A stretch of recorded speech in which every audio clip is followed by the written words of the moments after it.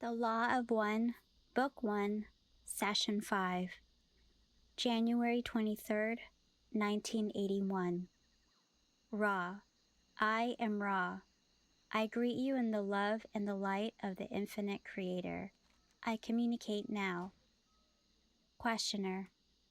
The last time that we communicated, we were speaking of the learning of healing. It is my impression from what you gave to us in the earlier session that it is necessary to first purify the self by certain disciplines and exercises.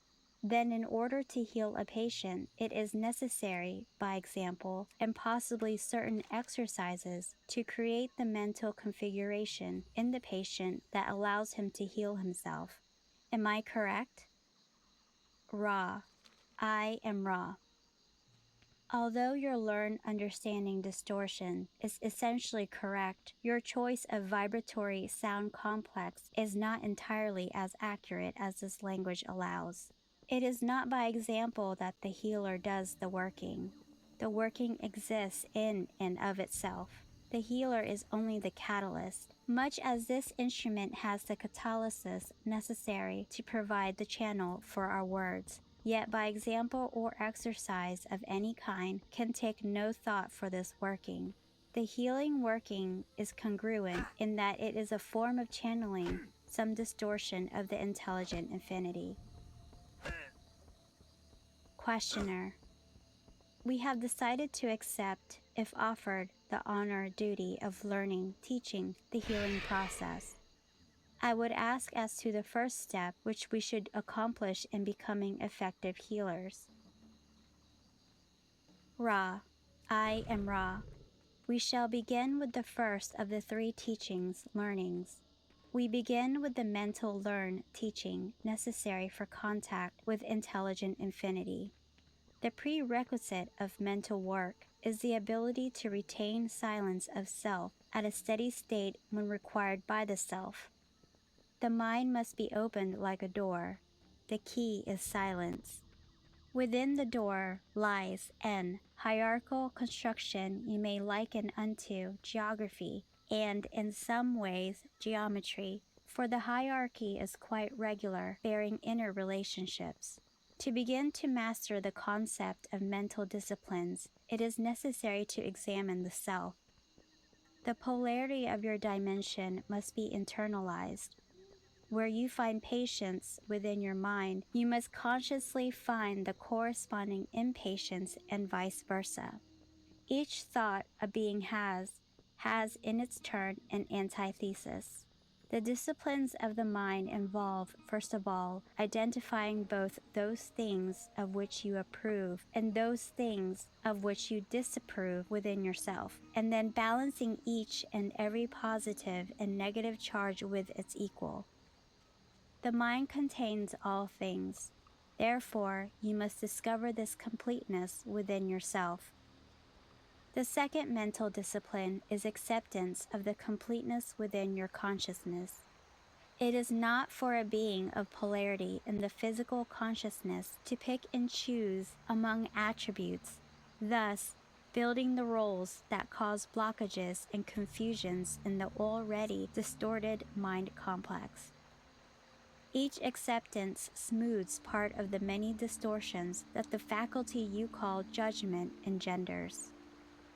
The third discipline of the mind is a repetition of the first, but with the gaze outward toward the fellow entities that it meets. In each entity there exists completeness. Thus, the ability to understand each balance is necessary. When you view patience, you are responsible for mirroring in your mental understandings patience, impatience. When you view impatience, it is necessary for your mental configuration of understanding to be impatience, patience. We use this as a simple example. Most configurations of mind have many facets, an understanding of either self-polarities or what you would call other self-polarities can and must be understood as subtle work. The next step is the acceptance of the other self-polarities, which mirrors the second step. These are the first 4 steps of learning mental disciplines. The fifth step involves observing the geographical and geometrical relationships and ratios of the mind, the other mind, the mass mind, and the infinite mind. The second area of learned teaching is the steady understanding of the body complexes. It is necessary to know your body well. This is a matter of using the mind to examine how the feelings, the biases, what you would call the emotions, affect various portions of the body complex.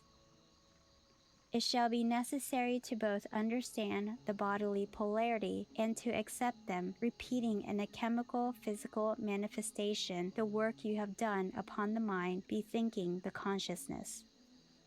The body is a creature of the mind's creation. It has its biases. The biological bias must be first completely understood, and then the opposite bias allowed to find full expression and understanding. Again, the process of acceptance of the body as a balanced as well as polarized individual may then be accomplished. It is then the task to extend this understanding to the bodies of the other selves whom you will meet. The simplest example of this is the understanding that each biological male is female, each biological female is male. This is a simple example. However, in almost every case wherein you are attempting the understanding of the body of self or other self, you will again find that the most subtle discernment is necessary in order to fully grasp the polarity complexes involved. At this time, we would suggest closing the description until the next time of work so that we may devote time to the third area commensurate with its importance. We can answer a query if it is a short one before we leave this instrument. Questioner: is the instrument comfortable? Is there anything that we can do to increase the comfort of the instrument? Ra: I am Ra. The candle should be rotated clockwise approximately 10 degrees each session to improve the flow of spiraled energy through the being's receiving mechanisms. This particular configuration is well otherwise, but we ask that the objects described and used be centered with geometric care and checked from time to time. Also, that they not be exposed to that space-time in which work is not of importance. I am Ra. I leave this instrument in the love and in the light of the one infinite Creator.